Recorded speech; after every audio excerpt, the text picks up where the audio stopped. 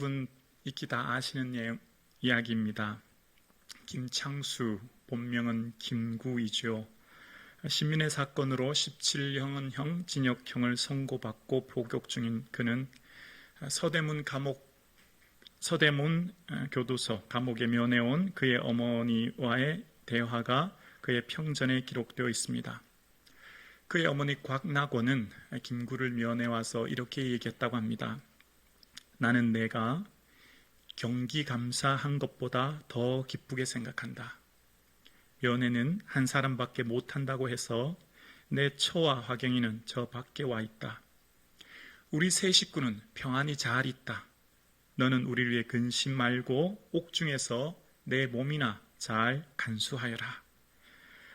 어머니 광낙연 여사의 결연한 의지를 엿볼 수 있습니다. 일반적으로 면회 오면 울며 불며 서로 자신의 일로 원통하다 생각하는 사람들이 일반적인데 김구의 어머니는 그렇게 말했다고지요. 나는 내가 독립운동 하다가 이 교도소에 있는 것 경기감사하는 것보다 훨씬 더 기쁘다는 겁니다. 그리고 눈물 한 방울 흘리지 않고 돌아갔다는 겁니다. 그때 김구는 어머님은 어찌 저렇게 강건하신가 라고 생각했다는 겁니다. 김구의 어머니 광낙원은 작은 체구였다고 합니다. 아들 수감 생활을 위해 인천항 물상객주의 침모로 일하면서 그 품삯으로 옥바라지를 했다는 겁니다. 뿐만 아니라 아내 최출래 여사는 18세에 결혼해서 20년 동안 남편의 옥고와 망명생활로 고달픈 생활을 하던 중에 둘째 아들 신이를 놓고 산후조리가 제대로 되지 못하고 또 사고와 폐렴으로 38세 되던 해 생을 마감했다고 합니다. 위대한 인물 뒤에는 반드시 그를 버텨주는 더 큰 위대한 인물들이 숨겨져 있는 것을 봅니다. 김구라고 하는 위대한 독립운동가 뒤에는 그의 어머니 광낙원 여사와 아내 최출래 여사가 있음을 봅니다. 이들의 희생이 아니었다면 오늘날 우리가 아는 김구와 같은 위대한 인물은 없었을 겁니다. 그렇습니다. 위대한 인물 뒤에는 희생하는 무명의 사람들이 반드시 있고 그 희생하는 무명의 사람들을 거름삼아 위대한 인물이 탄생된 거죠.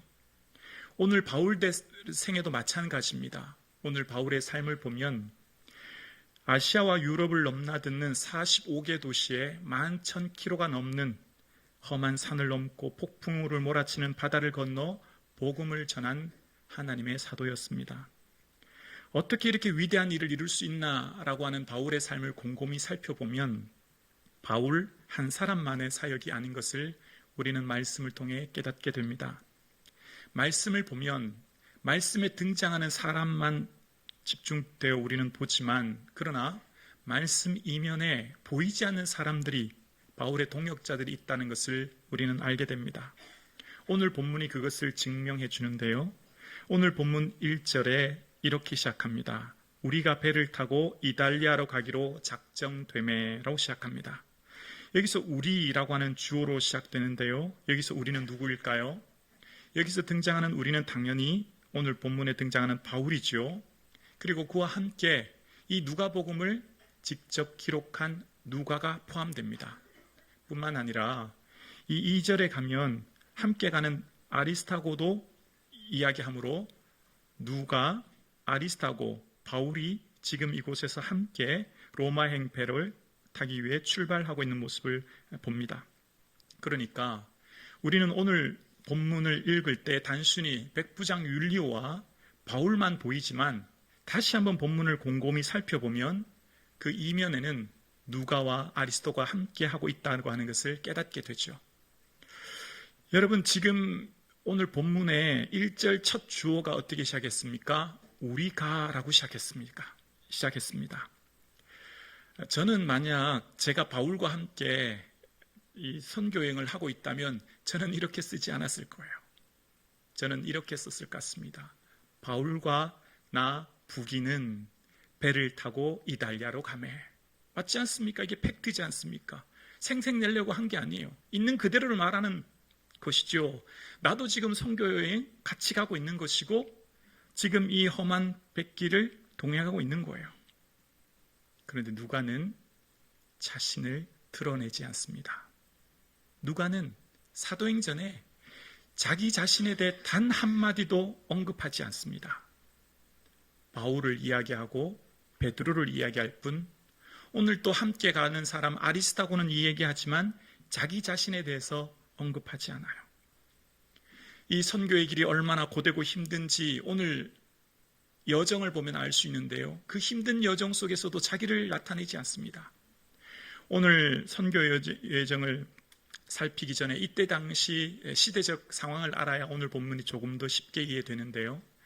여러분, 오늘날 당시는 대부분 엔진을 통한 동력선이지 않습니까? 배들이 동력선을 이기 때문에 원하는 시간과 목적지에 웬만하면 도착하지만 이때 당시의 배들은 대부분 바람을 의지해서 가는 풍력선입니다.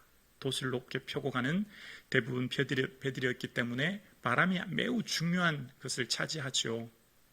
그런 상황에 지금 이 배를 타고 가는 이 배는 맛있는 음식 먹고 여행하는 호라 유람선이 아니라 죄수들과 함께 로마까지 가야 되는 이 뱃길인 거예요. 그러니까 함께 가는 이 길은 음식, 잠자리, 또 배멀미는 나지 않았을까요? 쉽지 않은 길이었다는 것을 알게 되죠. 그런데 오늘 본문을 전체를 맥락을 살펴보면 굉장히 더디고 힘든 항해였음을 알게 됩니다. 우리 사진을 잠깐 보여주시면 전체 의미를 설명드릴게요.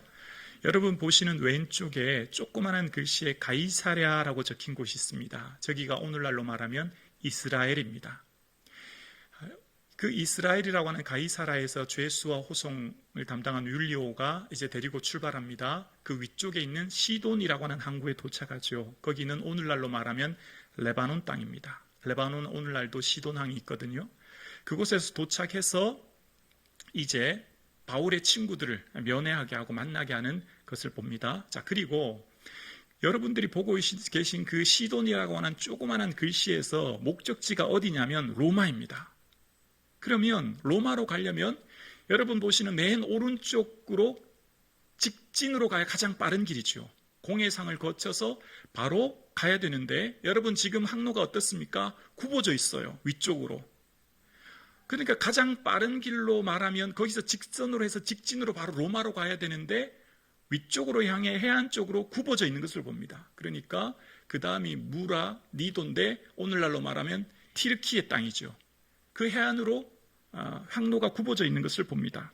왜 항로가 굽어져 있는지는 4절에 그렇게 말하죠. 맞바람을 피하여 구부로 해안을 의지하여 항해했다는 거예요. 이때 당시 맞바람은 지중해에서 부는 서풍이라는 겁니다. 이 바람이 굉장히 중요하지 않습니까? 근데 여러분 보시는 오른쪽이 지도상은 서쪽이거든요. 목적지예요.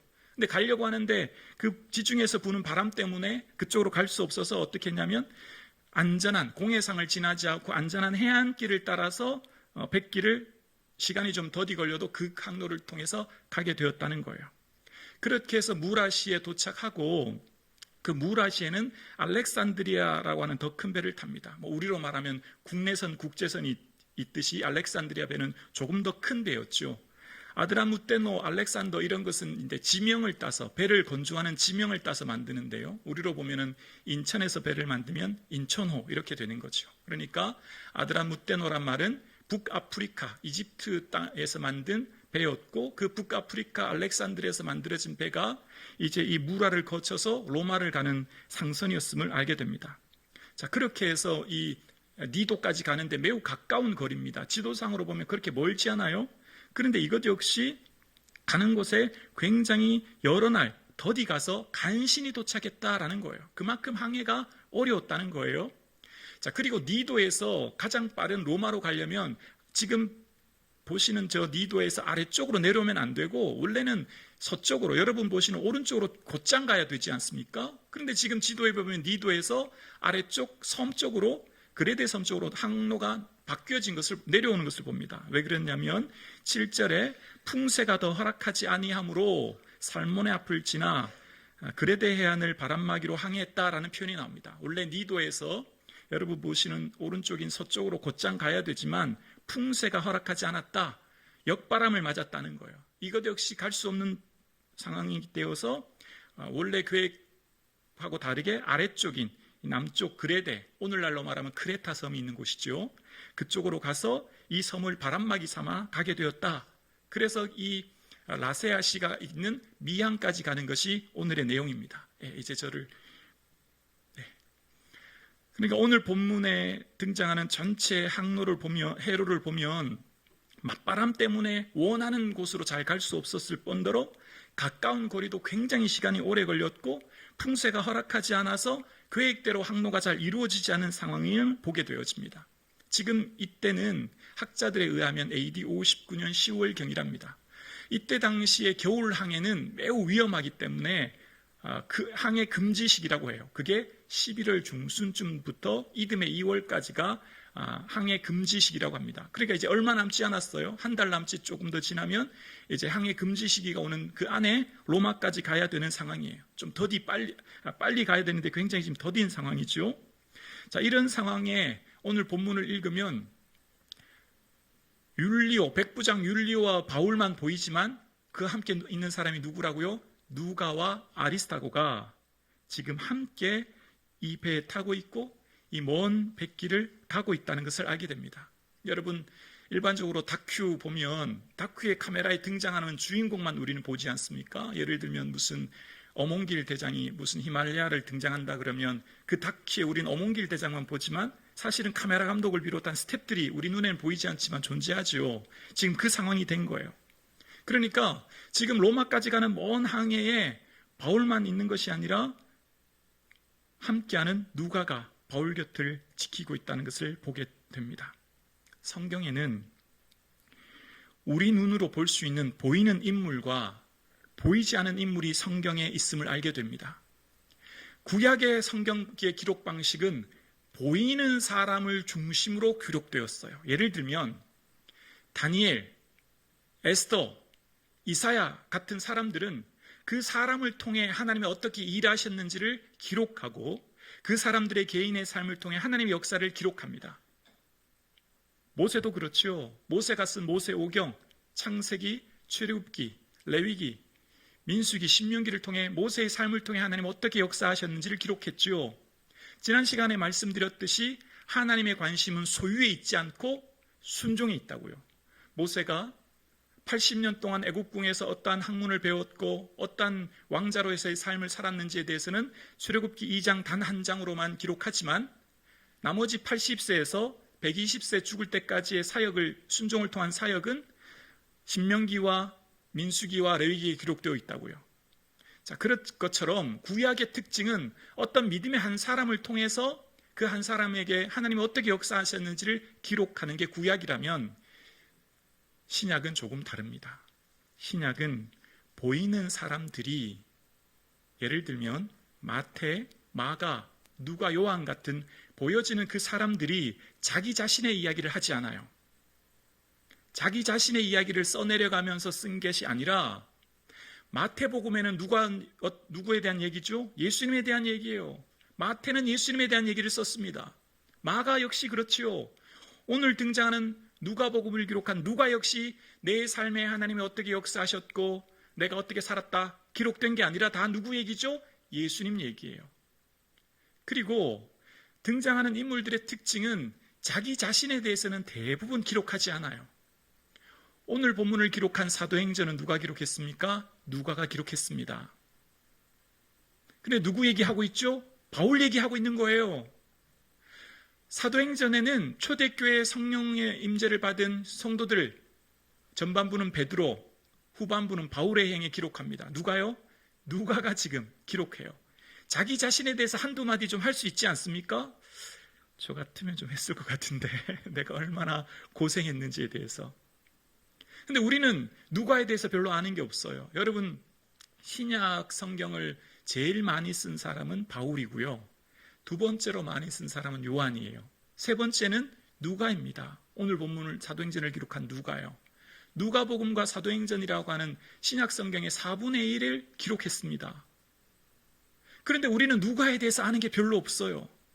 누가가 침묵하기 때문이에요. 오히려 누가에 대해서 누구를 통해 알게 되냐면 바울을 통해 알게 됩니다. 바울이 로마 감옥에 갇혔을 때 그가 사랑받는 의사 누가와 또 데마가 너희에게 문안하느니라 라고 골로새서 4장을 통해서 누가의 직업이 의사였구나 라고 하는 것을 누굴 통해서요? 바울을 통해 알게 되는 거죠. 또 그 누가는 그의 사역의 삶이 어디까지 갔는지 누구를 통해 알게 되면 이것 또한 바울 통해 알게 되는 거예요. 바울이 로마 감옥의 마지막 순교를 앞둔 그 순간에 누가만 나와 함께 있느니라 라고 하는 디모데후서 4장 말씀을 통해 그때 누가가 있었구나 하는 걸 알게 되는 거예요. 그러니까 누가는 누가의 삶에 자신에 대한 기록을 남기지 않아요. 단 한마디도 쓰지 않아요. 오히려 누가에 대한 기록은 유일하게 바울을 통해 알 수 있고, 바울이 쓴 기록을 통해 누가의 직업은 의사였구나, 함께 가면서 의료 선교를 했구나, 누가는 마지막 순간까지 바울 곁에 있었구나라고 하는 것을 알게 될 뿐입니다. 누가는 단지 자신의 인생의 삶을 우리로 표현합니다. 자기 자신의 삶을 우리로 표현하며 하나님의 역사를 기록해요. 누가가 없었다면 오늘날 우리는 사도 바울에 대한 이 자세한 선교 여행을 몰랐을 겁니다. 누가가 없었다면 우리는 초대교회의 삶에 대해서 잘 몰랐을 거예요. 누가의 이름의 원어의 헬라어는 루카스입니다. 빛나다는 뜻이에요. 집안이 캄캄하게 어둡지만 촛불 하나 켜면 온 방이 환한 것처럼, 온 집안이 환한 것처럼 누가가 자신을 태움으로 베드로를, 이웃을 부각시키고 드러낸 거죠. 신약 성경에 기록이 없다고 사역이 없는 건 결코 아닙니다. 누가는 어느 누구보다 위대한 사역을 이루었고 참 제자였습니다. 그런데요, 그는 그를 향한 자신에 대한 기록을 남기지 않아요. 그러나 그에 대한 기록이 없다고 해도 하나님은 기억하실 줄로 믿습니다. 우리가 아는 것처럼 무명한 자 같으나 유명한 자, 그게 누가인 거죠. 오늘 우리는 사실 다 무명한 자 같은 삶을 삽니다. 어느 누가 내 인생 알아주지 않고 어쩌면 인정받지 못할 수도 있고 주목하지 않은 인생을 살아갈 수도 있지만, 그러나 우리는 하나님이 주목하고 계신 줄로 믿습니다. 이것이 성경이 오늘 우리에게 말씀하시는 기록 방식이요, 원리요, 하나님의 마음이 기록된 거예요. 여러분, 하나님의 마음은요, 세상 사람들이 관심 기울이고 집중하는 거기에 있지 않아요. 여러분, 세상은 어떻습니까? 세상의 관심은 사람들의 인정, 평판을 통한 숫자로 대변되는 성과이지요. 클수록, 넓을수록, 많을수록 그 사람의 성공의 기준이 돼요. 성경은 어떻습니까? 작은 일에 충성하였음에 큰 일을 맡기시는 것, 그 작은 그 일, 주님 앞에 충성하는 그것을 귀히 보시는 거죠. 주님께서 보시는 것은 외형이나 큰 업적보다 그 사람의 중심인 충성을 보시는 것을 깨닫게 돼요. 누가는 그 누구보다도 충성하는 사람이었습니다. 어느 누가 알아주지 않아도, 인정해주지 않아도 그는 묵묵히 바울 곁을 떠나지 않고 그 먼 항해길을 함께하면서 어렵고 힘든 그 항해길 속에서 사도행전을 기록하고 있는 것을 봅니다. 교회사에도 보면 여러분 정말 유명한 사람이 누굴까를 생각해요. 우리는 한국교회가 이만큼 성장한 것 130년 전 선교사님들의 수고임을 기억합니다. 그것쯤은 틀림없는 사실이지요. 선교사님 하면 여러분 다 아시는 언더우드, 아펜셀러, 이런 선교사님은 너무너무 잘 알아요.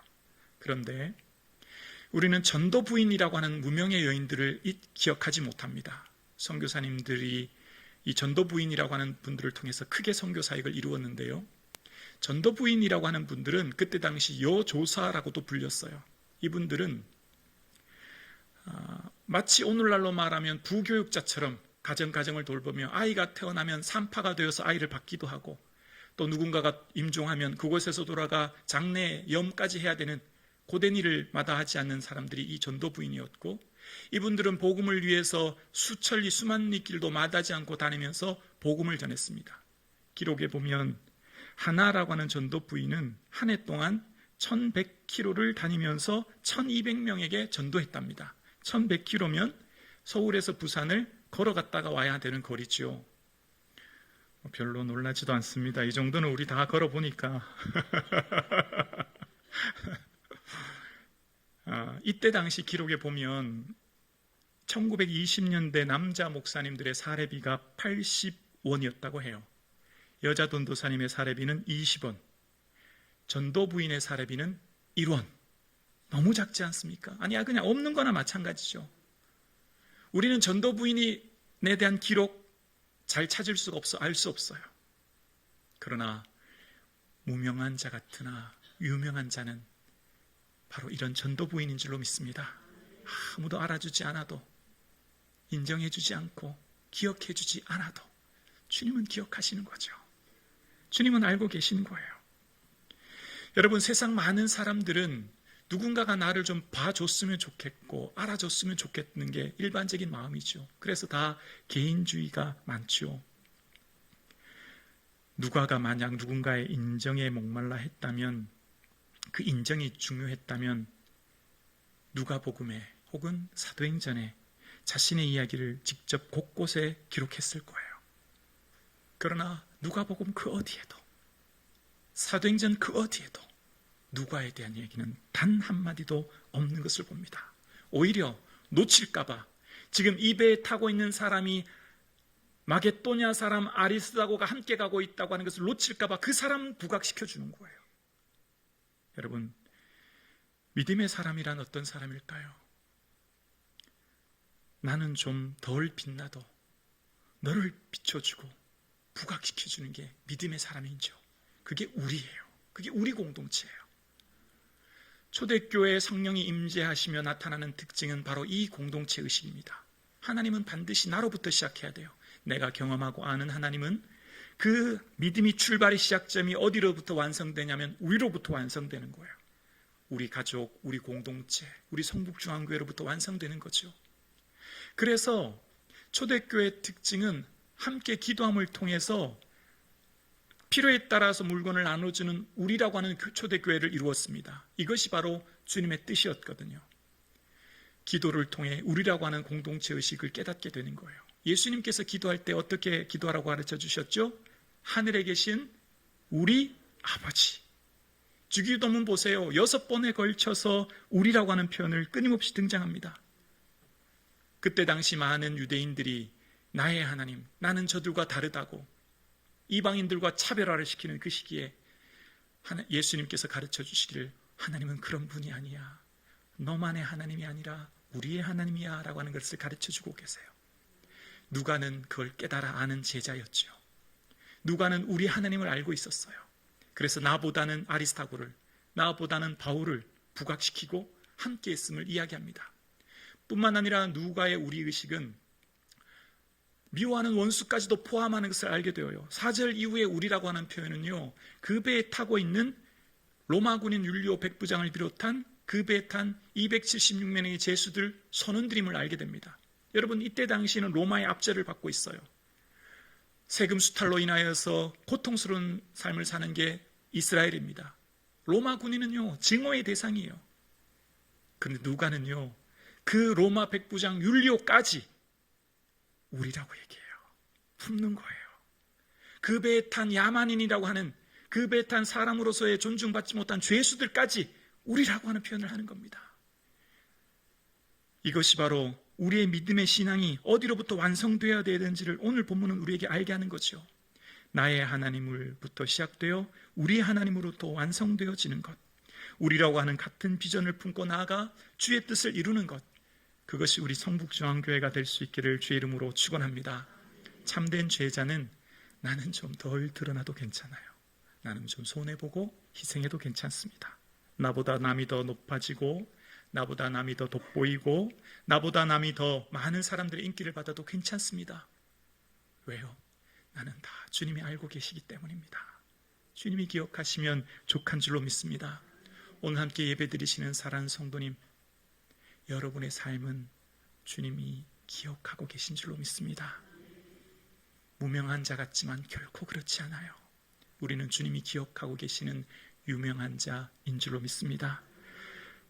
누가와 같은 그 한 사람, 바로 저와 여러분 되실 수 있기를 주님의 이름으로 축원합니다.